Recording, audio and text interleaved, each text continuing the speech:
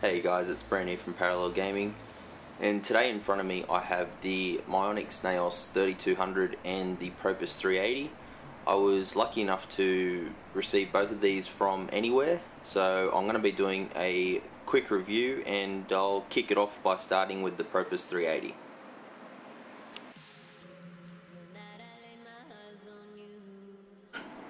Alright, so this is the Propus 380. It's a high-performance gaming mousepad. Now on the front there you can see that it's got a nice picture of the mousepad, so you can get a rough idea of what it looks like before you crack it open. Now I do apologise for this crease down the middle here. Unfortunately there's not too much that I can do about that. Now it doesn't normally come with that crease, obviously, so yeah, that's a bit of a bummer. Now just before I unbox this, I just want to have a quick look at the technical specs on the back. As you can see, its material is a PVC plastic base, has an SQAT value of 9, which I'll come back to shortly.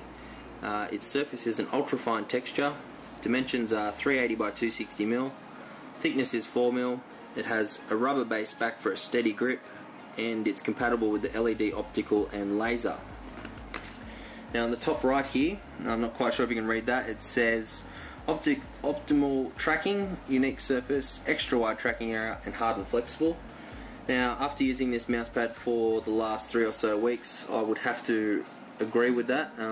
It's been a great mousepad. I haven't had any problems with it at all. I've enjoyed using it, so I would definitely recommend this. Now back to the SQAT value. SQAT stands for Surface Quality Analyzer Tool. Basically that's a feature of the Mionix Naos 5000. In the driver you can click Analyze Surface, and basically the laser just scans the mousepad surface and returns a value for how good the quality of the surface is for tracking purposes. Now this returned a value of 9. I haven't seen any surface return a 10 yet, so obviously 9 is definitely up there, and you know, it basically says it is a top quality surface for the purposes of tracking. Now to unbox this, it's fairly simple. You just unclip the top here, flip it back over, lift the front up. Now on the inside there's 2 little flaps that just sit over the mousepad. You just lift them up, or lift one up, and that just comes straight out. So it's very easy to unbox. Now the mousepad said that it was had a very grippy base, which it does. That hardly slides at all, unless you put a fair bit of force behind it. Now I'm not sure if you can see the 3 layers there, but there's the rubber based layer. You've got the green PVC layer, and then the mouse surface on the top there. I quite like the green trim around the edge. I think it's very stylish, and it suits the mousepad quite well there. So yeah, that's basically all there is when it comes to the mousepads. You can probably tell that it's a very reflective surface, and I've given it a little bit of wear there over the last couple of weeks. But yeah, as I said, it's a very good mousepad. I've enjoyed using it, and would definitely recommend anyone in the market, looking in the market for something similar to the Razer Destructor. This is definitely an option, and it's much cheaper too. So I'll now move on to the Naos 3200.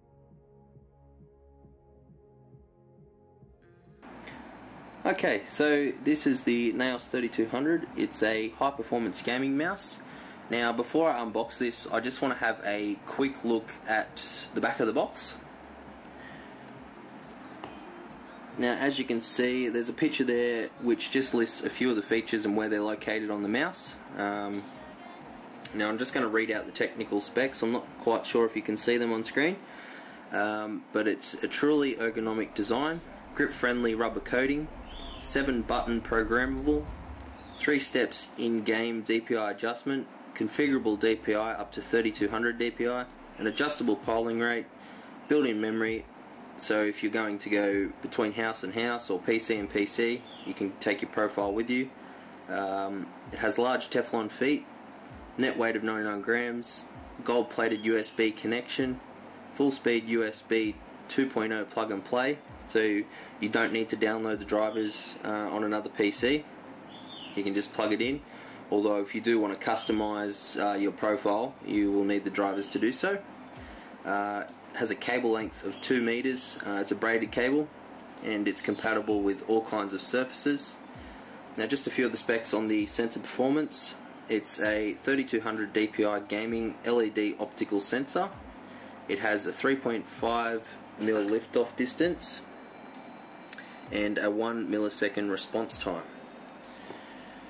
Now, to unbox this, it's fairly simple. Just at the base here is a magnetic flap, so that just lifts straight up like that. Now, on the inside of the box at the top here, it's just a little bit of information about how the Naos 3200 acquired its name, and a little about the mouse.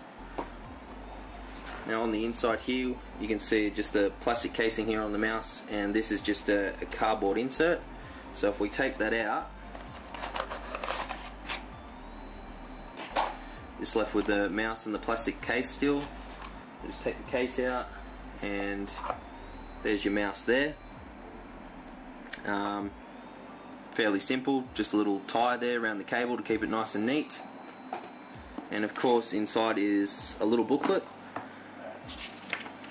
It's just a little 2-pager. It's about installing the mouse, customizing your profiles, and a little information on the warranty should you need to have it exchanged for any reason. Alright, so I'm just about to plug in the mouse. Straight away you'll notice that the LED at the back here in the form of a Mionix symbol lights up, as well as the scroll wheel. Now, you can adjust the colours of the scroll wheel and the symbol at the back here just by pressing these buttons below the scroll wheel. At the same time as pressing these buttons, you also adjust your DPI. So if I press up like I have, it takes me to blue, which is 3200 DPI. I can tap it down one to 1600 DPI, or down again to red, which is 800 DPI. Now, you can adjust the colour for the DPI level to whatever you'd like. Example, green is 800 and red is 3200. Although you can't adjust your DPI level anywhere in between those DPIs. You can only have the 3200, 1600 or 800. Now, on the side here, you'll probably notice there's the 2 thumb buttons. You can program macros to them, or any button on the mouse for that matter, or you can just leave them as they are, and they'll operate as a forward and back in your browser.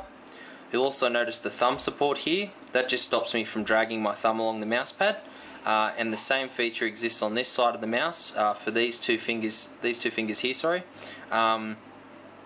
which will just stop you from dragging your fingers, causing friction, slowing your movement down. Now, on the base of the mouse here, you'll probably ask, why do I have a piece of tape over the laser there? That is to reduce the lift-off distance. Now, I'm not a huge fan of the 3.5mm lift-off distance, although some people won't be bothered by it at all. If you just put a clear piece of tape over the little laser there, it won't affect the tracking at all, but it does drastically reduce the lift-off distance. Now, for those people that don't know what lift-off distance is, basically you can hold your mouse 3.5mm above the mouse pad and it'll still have a little bit of tracking. Now, I don't quite like that feature if I'm forever moving my hand backward and forward like that, although some people do like it. But by putting the tape over there, basically it's about 1 mil, so if I lift it more than 1 mil over the mouse pad, it doesn't have any tracking. Now, also on the back here, you'll notice there's large Teflon feet, which makes it nice and smooth for the mouse pad. And lastly here we have the braided cable. Now, I'm just going to show you on screen what the driver is like, what you can adjust, show you how to set up a macro, and a few other features. Okay, so this is the Naos 3200 software driver.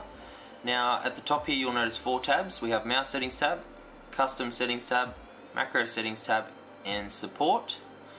Now, in the mouse settings tab on the left here, is the button assignment column, so you can assign which button does which function, or even assign a macro to it if you wanted to.